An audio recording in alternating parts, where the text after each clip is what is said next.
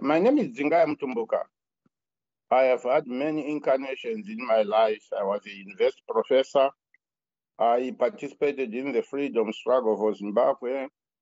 And I was Minister of Education, laying the foundation for Africa's best education system from 1980 to 1989. I was at the World Bank for 17 years until I reached mandatory retirement age. But because of great demand, I'm still doing consulting work up to now. Well, I wouldn't call them consultants. They are crooks and thieves. They ganged together and designed a fraudulent scheme to steal my house. First, they chased away the guard who was there under threat of death. And then they landed into some people for a while. Then eventually, with the support of some crooks at the title deeds, they faked the title deeds of my property in the name of somebody called Ngome. And then they tried to sell the house for $140,000.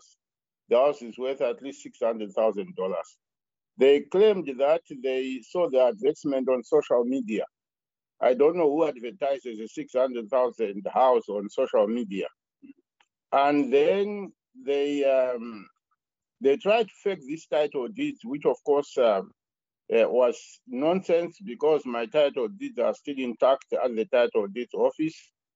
But the guy who claimed to have bought the house for $140,000 claims that he paid $40,000 and then got title. You don't get title for a property unless you pay the full price.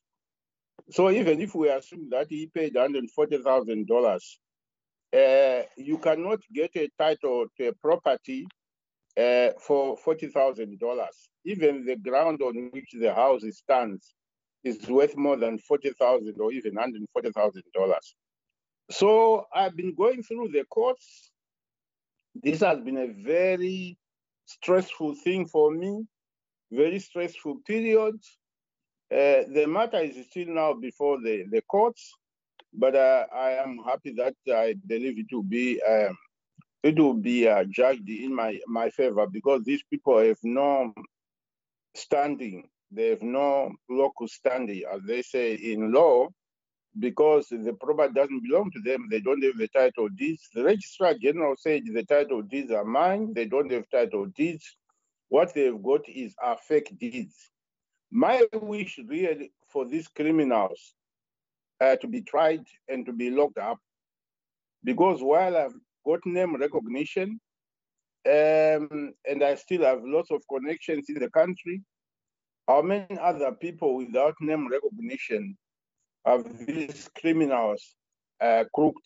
How many people have lost their property through these criminal acts? I built the house. I bought the house in 1980 at Independence, and also bought a small section in 1982 as an part of the house. Somebody next door was selling a section of the property, a white Air Force guy who was leaving the country. And so I lived in the house until 1989 when I came over here. And I've kept the house since that time. Oh, I had a company, Golop and Blanco, were looking after the property. They were looking after the property and collecting rentals for me.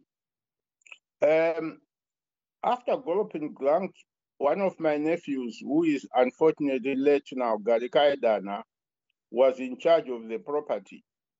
And when Dana died, Garikai Dana died about 3 years ago, the guy who was renting the property continued staying in the property, but after 9 months not paying rent, he was kicked out.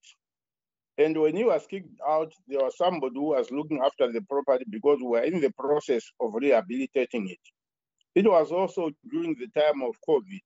That is when these criminals devised this scheme and chased away the guard who was looking after the property and took it as their own property.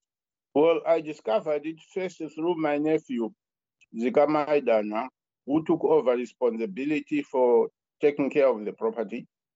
And he has a security company. They investigated and found out the initial arrangements about the fraudulent scheme. Then the police took over, and it was two senior police detectives who uncovered the whole plot, Mashiri and Marashe. Well, the matter is going to be, the criminals are going to be tried on the 29th of November this year, the hardcore criminals. And the person who has got the fake title deeds is continuing to claim that is his property, and the matter is now before the Supreme Court. But the Registrar General has already said,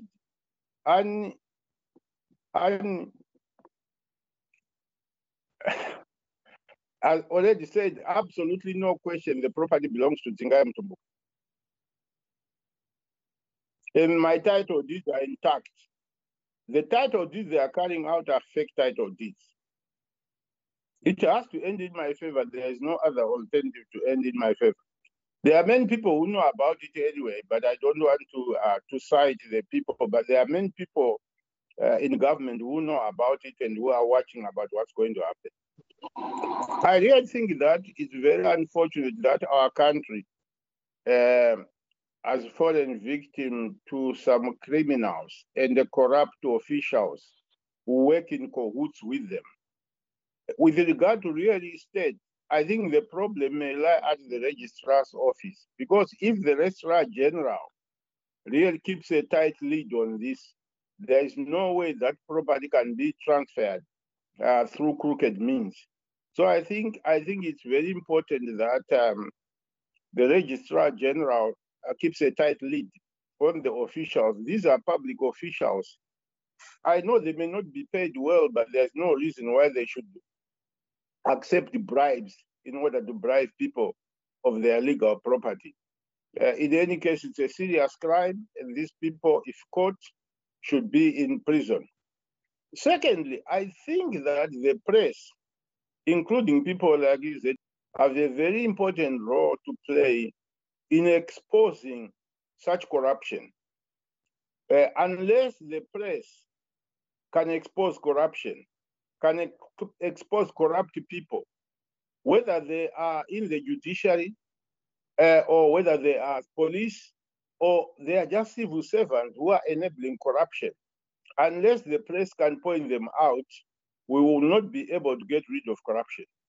In some countries, corruption is taken very seriously, like in China, and people who are corrupt, no matter what level, including ministers, are shot in order to stop the practice. So corruption is very bad. I have worked in many countries in the world, some of which are corrupt, and I know the damage that corruption can do, the harm that corruption can do. I met last September with President in New York. I paid him a courtesy call. We had a very good discussion. And I congratulated him on many of the wonderful things he's doing. And I certainly wished him well on fighting corruption, because you can do everything as long as there is corruption, our country is going to go nowhere. So I believe that corruption is such a cancer that will destroy us as a people, that will destroy our values, that will destroy our country, that will destroy our economy. Everybody has a responsibility to fight against corruption, to expose corruption, to point to corrupt practices.